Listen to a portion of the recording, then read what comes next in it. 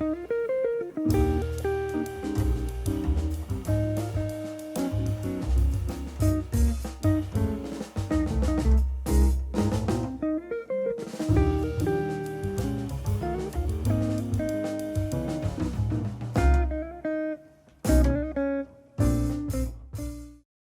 mean, it all started from birth, being actually born into a musical family. Your dad was a bass player from the Frank Zappa, right? Yeah. That's right, yeah. And his father played trumpet and was a singer. And then my mom, she's a musician and a visual artist. And then her father was a recording engineer. And, and there's all aunts and uncles that are involved in the arts in general, but music specifically. So when people say, when did it start? And, it really was, even before I was born, it was in the family and just in genetics, in the blood. So I was born into this environment of arts just being a part of every day, something that people do that is, I always say it's that I learned early that it's something justified and valid to have as your career. Because I know a lot of people I never had the struggle of parents not, understanding the artist life and get a real job, so to speak. That was never, luckily that never. So I just learned from them that it was just the joy of, if it is something in you to pursue, then that's just what you do.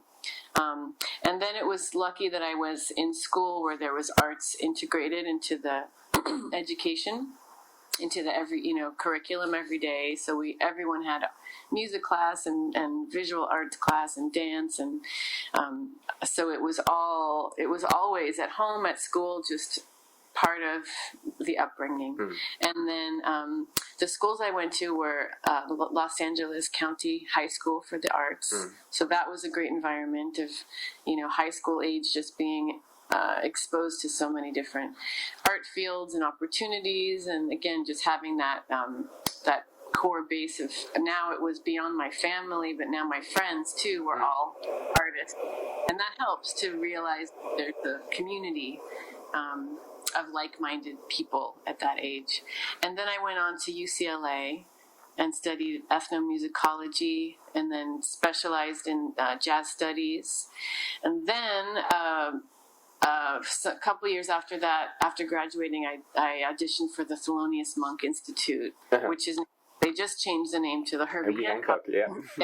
So you could write it however you need to.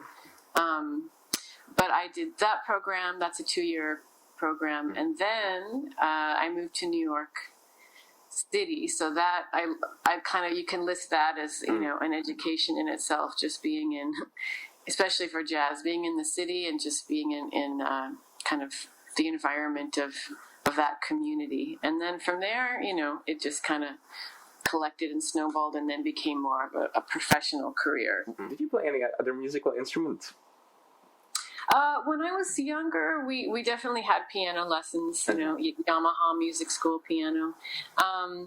For a time, I picked up the flute, in elementary school, and I was also I chose drums, like a drum set for a while when I was in junior high, middle school. It was actually handed down to me. It was in our family for a long time, because my grandfather, who played trumpet and sang on a show in the States, it was popular a long time ago, called the Lawrence Welk Show.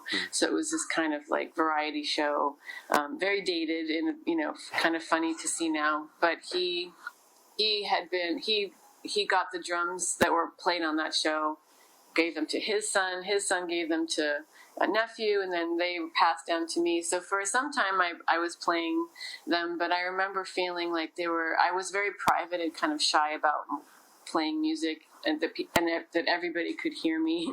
I would play when no one was around. So I think that lasted for a little while, and then I found, just the joy. I always was singing, but I realized around that same time that was, a young teenager, that singing was really my expression.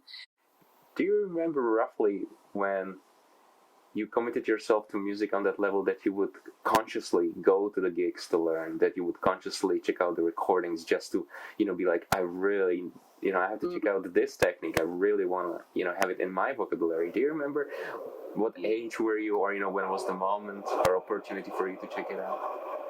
Yeah, it actually didn't start with jazz, the memory that I have. It was when I first started, when I went to the high school.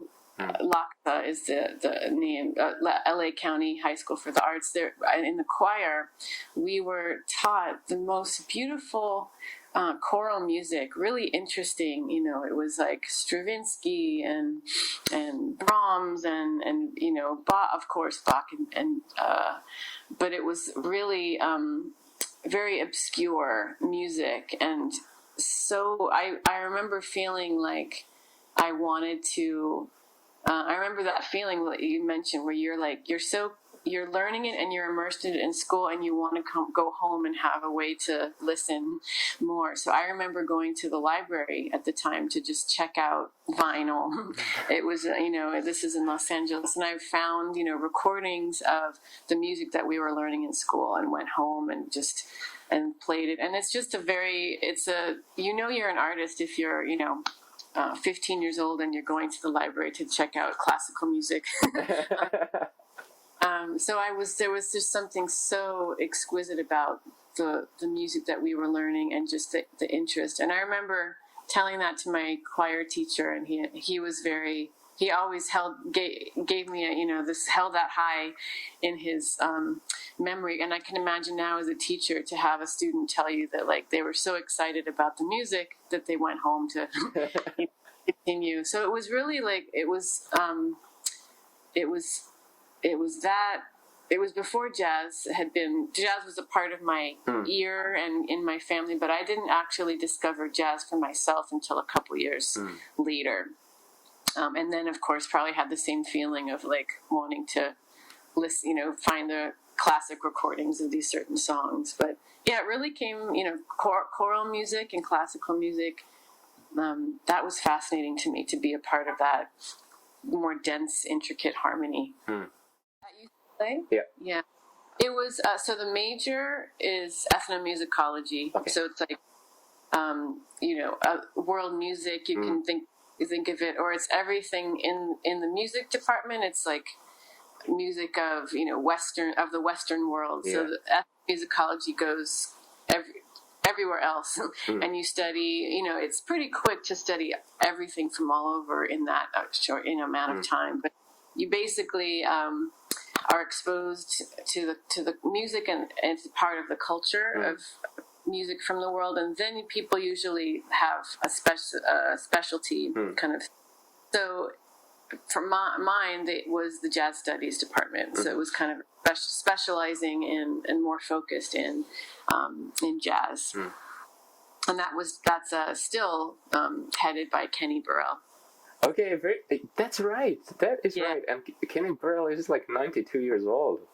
I forget if you know, then that's right. No, I think it's quite a high number for him, and he's very active.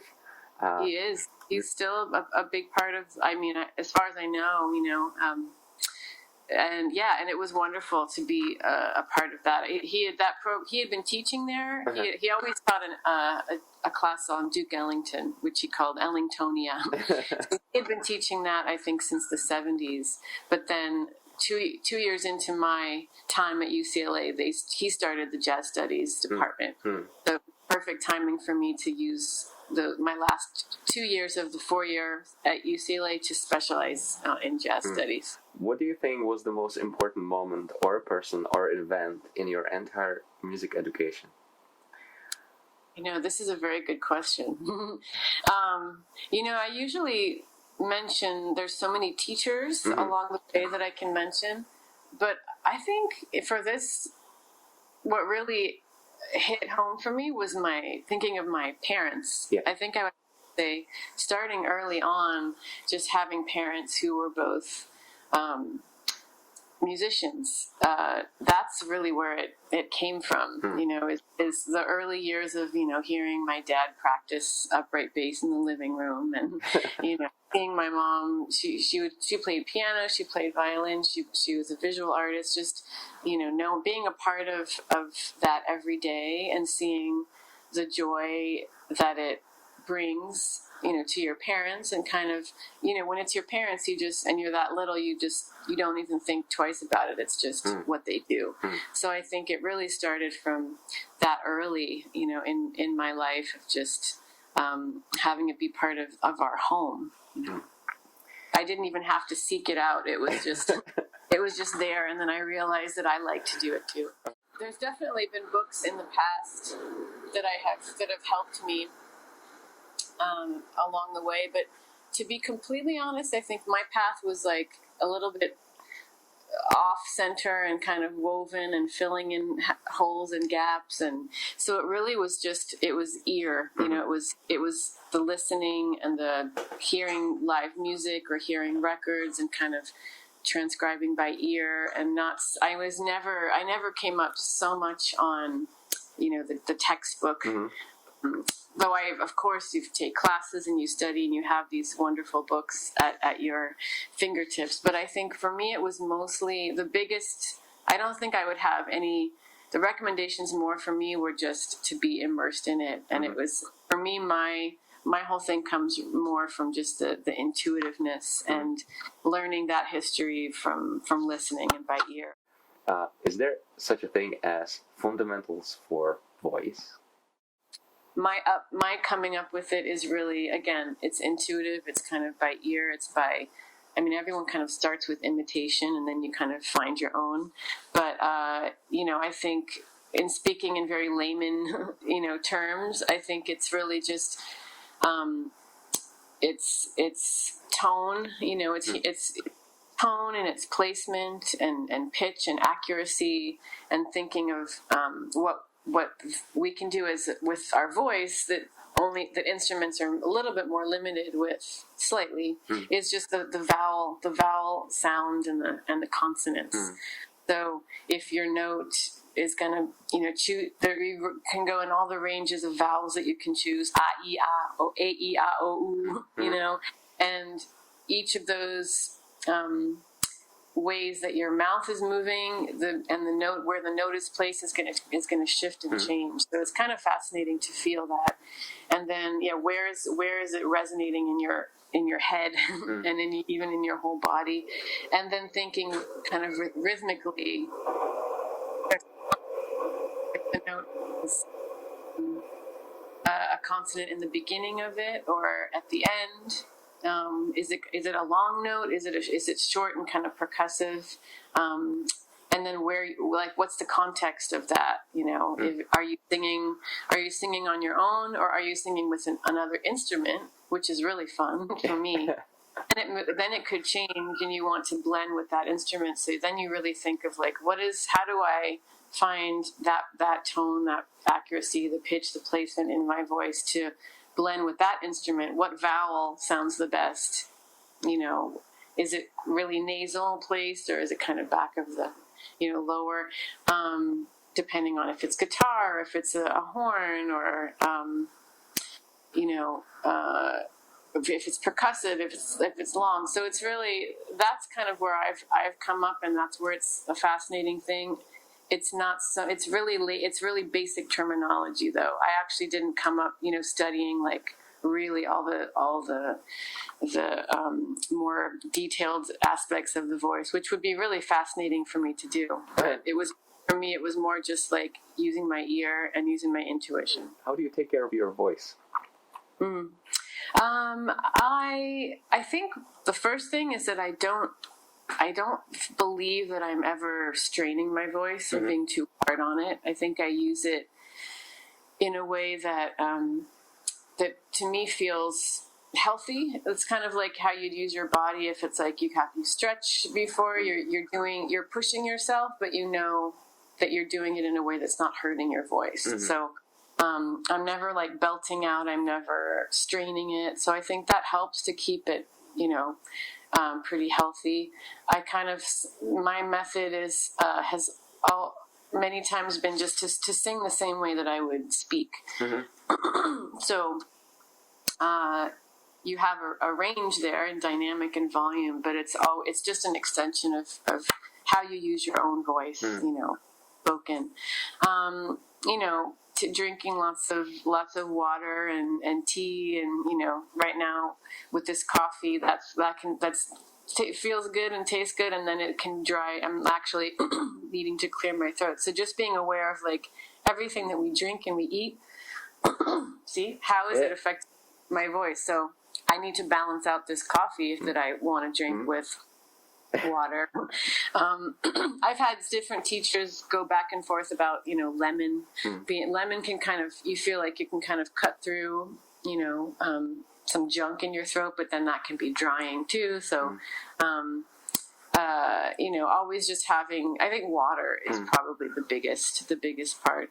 And again, and it does help, just like you would stretch before you exercise. I think doing, just warming up. And sometimes if I don't have time to do warm up, I use that first song of the set as the warm up, and just kind of make it so it's a song that's really, you can ease into and find your place, and then go from there.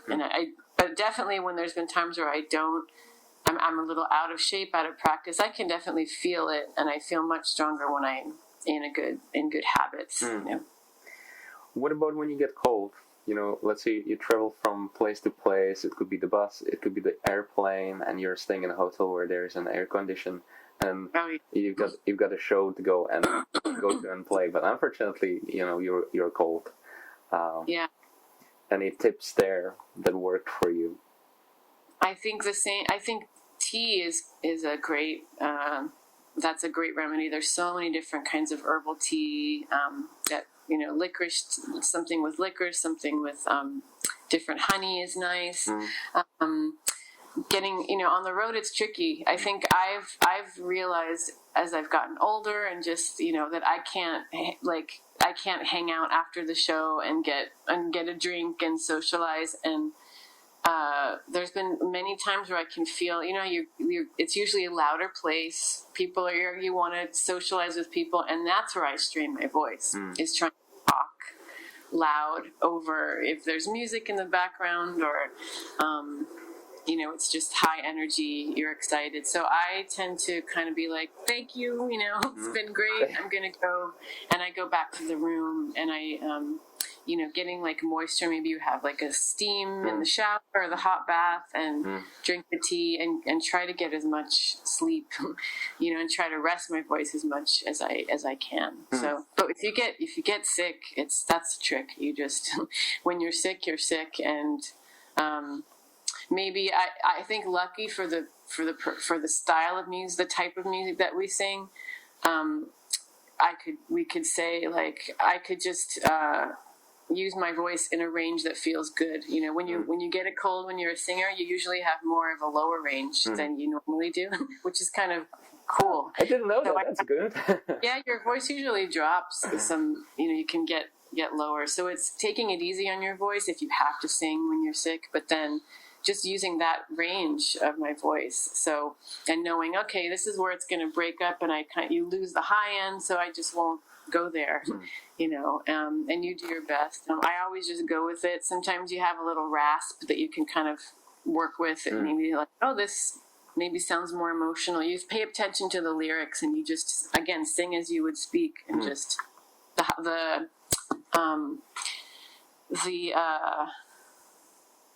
adrenaline of the show. Every single time I've been sick gets me through the show in a magical way. And I can feel awful right before I sing, and then I go to sing, and the adrenaline has gotten me through, and then right after I get off the stage, it's like, oh yeah, I'm sick, and then you have to rest. So it's a funny kind of balance. Well, in your career, it means you must have been put into scenarios with different orchestrations. A lineup when it's maybe just a solo performance, maybe it was a duet, maybe it's a trio or quartet. Could you give me just an examples what or when musicians hire you, and in what context do they hire you into? I have been in many of those situations, all of them. Yeah, there's many duo projects I've started or been asked to do, and that could be duo guitar, duo with bass, duo piano, even with just drums. Maybe not a whole gig with just drums, but a handful of songs. My voice works because it's intimate. It works well in a smaller setting. So those have been great opportunities. You mentioned Tillery. Tillery was just guitars and voices. Alan Hampton and I have a project where he would play bass and guitar, and we both sing. Many gigs with piano players where they were just duo performances.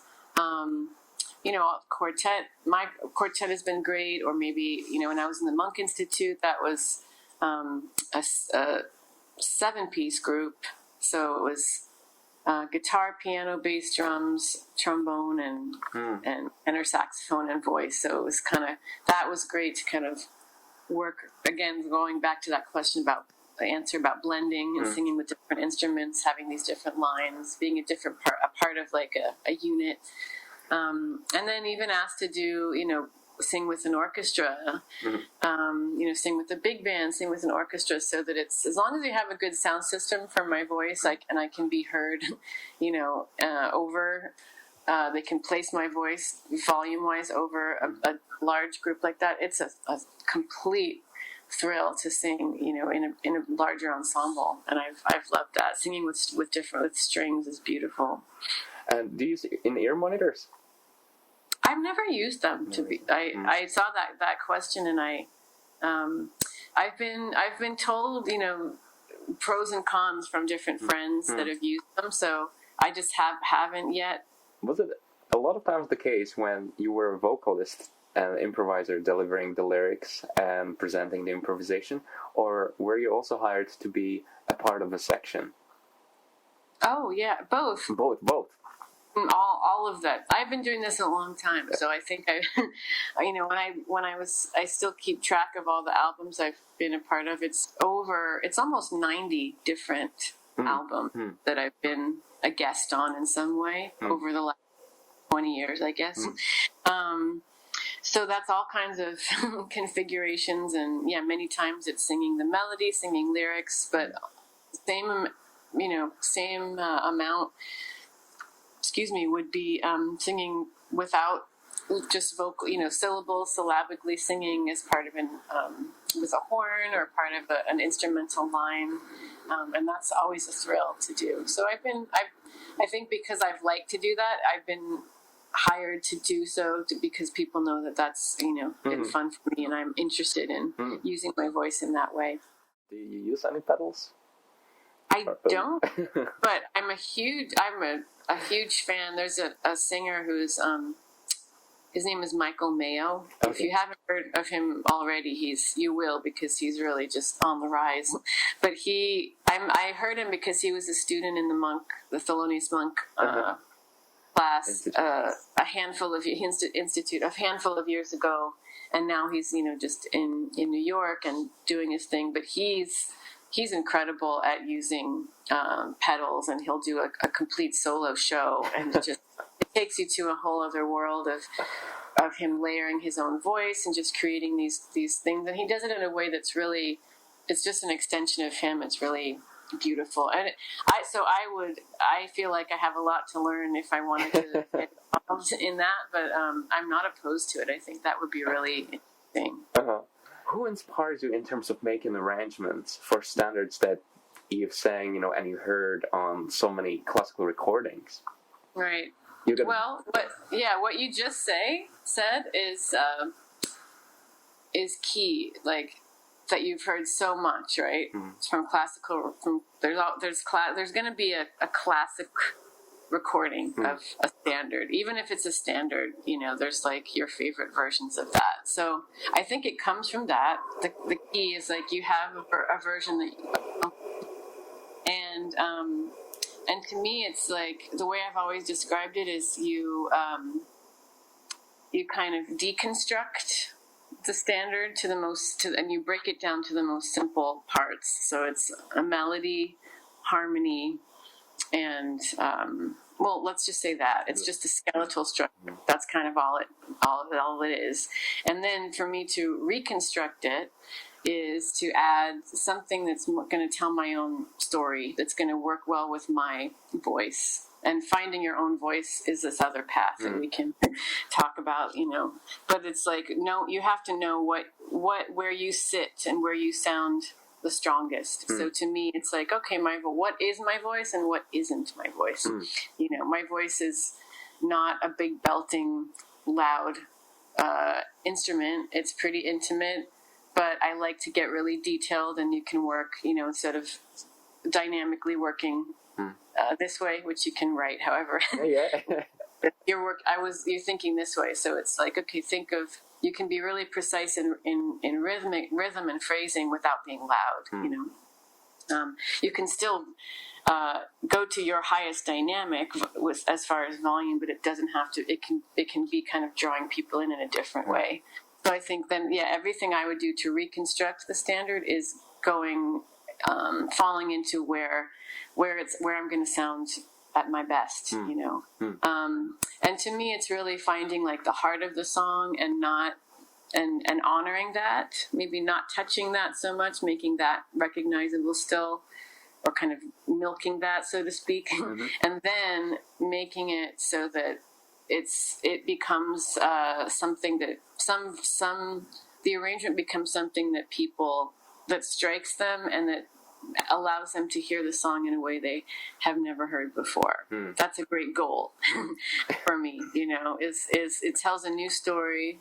It kind of really just it can twist it around just so that it makes people perk up their ears. But yet it does that without completely disregarding what makes the song so great. What was your preparation like for being part of that competition? The competition happened the year after I moved to New York City.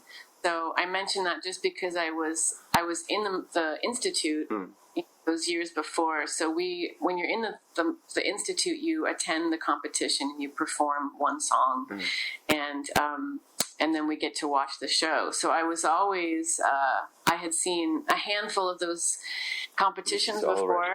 So I was just I was aware of how they work, let's say, just from being in the audience. So I was aware of like, okay, this is, they choose about 15, musicians, and then they choose 3 songs to do, and then they cut that to 3 or 4, and then they compete in this way. So I just kind of knew the layout of how it worked. Which I think helped me prepare, just knowing the energy of those. Didn't give me any leg up, but it definitely helped me to understand how it worked.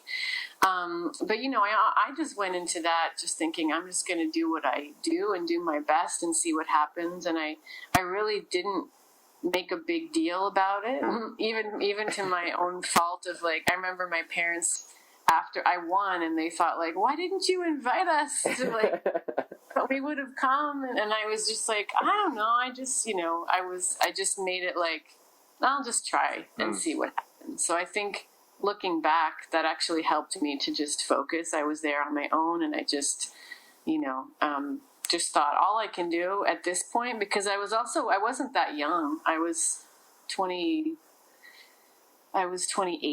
So, in terms of like, in your career, you're kind of like, you've found what you're doing, usually probably by then with your voice, and you're just like, all I can do is just be me, and I just chose songs that I love to sing, and I really treated it as if it was just like a jam session, like, because it's so they have this hired, legendary band that's hired to play with you, but those guys have to play, 50 songs. They have to, there's 15 singers, and they're each playing 3 songs. So I knew that the arrangement had to be very simple.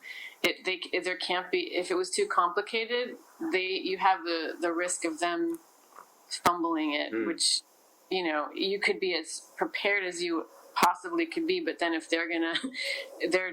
it's too much information, you don't want that to happen. So to me, I feel like I want to make it, if it's a jam session, like almost like just calling a standard without a chart. But of course you have a chart. And then that way no one's worried about that. The only thing that you go to is like making this feel good instead of feeling like you have to read a chart. I think that I'm sure helped, of just because then you're just on this other level of just playing to feel good instead of worrying about like, is this arrangement going to work out in my 5 minutes that I have? So, you sound very relaxed about these really high pressure situations such as competition and the gigs, how do you cope with stressful situations and living up to your expectations and the competition itself? Yeah, I think my whole mantra was like, I can't change that now, like it's kind of like everything comes up to this point and you're gathering everything that you've learned. You maybe get butterflies, you're nervous, and then you just, with that first breath, that first exhale of that note, it's just like, just have fun. Like what I do is I always, no matter what it is connecting with the other people on stage makes me feel at ease. Not thinking too much about in that moment about the heavy weight of it, more of just like, let me just connect with people I'm playing with and like smile and create something, get in the moment of it. And I think a lot of that has come from like the little bit of the practice that I've had with like studying, with doing yoga and studying, reading, a lot of, there's two authors that I love, and they both happen to be in the Buddhist vein. But it's Thich Nhat Hanh is one of them, and Pema Chodron is the other. And those are my top two authors and teachers as far as it's a simple thing of just being present and in the moment and making light of what you're doing in a way that just allows you to stay in it and content, and not getting too worked up of like the past of like, did I do this? Did I prepare enough? Did I do, running that story or running the future story of like, what's going to happen after this? It's really just like, what are we doing right now and what can we create, and being grateful for that. And so a lot of it comes from that kind of practice and it's work. I wasn't born into that. That was something that I found myself. But, the physical part of actually, even in a yoga practice, if you go into any other place but that moment, you'll lose your balance. You won't be able to really feel what you're doing. So I've used all of those things in my art as well. Or they had similar misconceptions and misassumptions about what it means to be a singer, and then also what it means to be a jazz singer as a businesswoman or a business person. Could you maybe clarify what these pitfalls could be for young students? I think most of the time somebody has said that they've appreciated that I guess without realizing it, I kind of continued on a path that I think was already tread by my teachers of being kind of accepting yourself and your voice the way that it is and not trying to sound like anybody else. And we come up, especially as singers, of like learning kind of to imitate, even learning very young to like sing louder. There's this phrase, and you're told that you have to sing louder to be good, and that stuck with me of just like, yeah, but if I sing louder, then I lose the tone, then I lose like what's really essential in my voice and in my way of interpreting something. So at some point, without trying to do it, I just realized like I don't agree with you, actually. That doesn't work for me to just sing louder and to make it this bigger show. If I do that, I do it as a character, and it's like musical theater, and it becomes kind of comical, and that's been a whole other like alter ego of mine to like kind of make fun of that, But if it's just me, I think it was more of like what I would do with my voice was an offering, was not just like throwing it out. It was just like, this is what what I have to say. If you want to come and listen, you're welcome to do that. And it was that kind of shifting. I guess singers have definitely all the time felt that that was a struggle of like, of not being obvious, of not being loud, of not being physically, engaging, or all these things, just kind of being like more quiet, more understated, and fighting with that being thought of as okay, because there's all this criteria that we normally have as singers, and especially in other fields of singing, of the pop world, of like, you have to look a certain way, you have to move around a certain way, and you can't just be more simple. So all of that is to say, if that speaks to you, if that's natural for you, then that's okay. And if it's natural for you to move around more and to have it be this bigger thing, that's okay too, so that's I think people can relate to that. As far as the business is just, I think that path can be so different, and even in the years that I've had in it, that it changes, of like which way. There's not one way to be content and way in the business side at all. That advice to me is just like, I don't really have music business advice for people, because I feel like it's all just relative to the circumstance and who and where you are and during the time, and like there's many ways to go about that. If you were to go back to Monk's Institute this time as a teacher, and you've got first-year students there coming in, what kind of advice would you give them so they can benefit from the course the best they possibly can? They should have the best learning experience they can have. That's a good question. I think for the Monk Institute, for those 2 years, it's about being grateful because so much of that, it's really like as if it's a heavy thing to be in. I think and we've talked about this with other musicians who have been a part of it. I think a lot of it has to do with the fact that it's like, usually you're in your 20s. I think maybe you have to be under 30, maybe not. Actually, I don't think you do. I think you can be older than that, but usually you're late teens and under 30.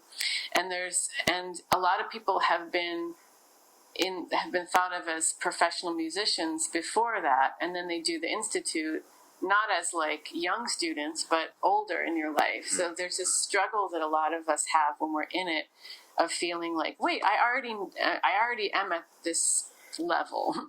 I got into this, so there's this like privilege that people think they should have. But then you're also thought of as like, well, no, you're here to learn and to be open. So it becomes a struggle of like, who am I and what did I come up thinking about myself up to this point? There's also like, there's no leader in the group. It's just people plucked, and put in to be a band and close the door and you're in a room. So it's kind of a funny dynamic of like, who rises above, and maybe they're who's a stronger personality. It's not just about your musical personality, but it's about how you communicate with people and your sense of, you really question and go through a whole thing, emotional part of like, who am I as a communicator and as a person, and you're being challenged musically too, because maybe you're playing a song, you have to completely let go of the way that you think you want that song to be, because you're not the leader of the group. It's collaborative, and that's hard for a lot of people to kind of to realize. So I can continue on and on, but I think mostly it's about being grateful for that, being open, and just soaking, getting all of it like a sponge, just like allowing all of it to come. And through that process, you'll realize who you are as a person and as a musician. And you might feel like you usually have like big breakdowns, and big kind of everything falling apart, and then it kind of comes back together. Usually by the end, you feel pretty strong. Maybe this has changed for people later, but I know most everyone that I've talked to in there, it's a really emotional and kind of transformative program to be a part of.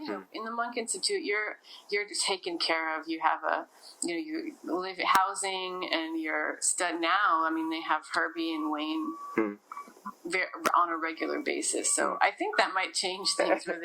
How are you going to complain about anything? Like, you've got those guys around. So I think it's probably, maybe people don't go through so much emotional stuff there now.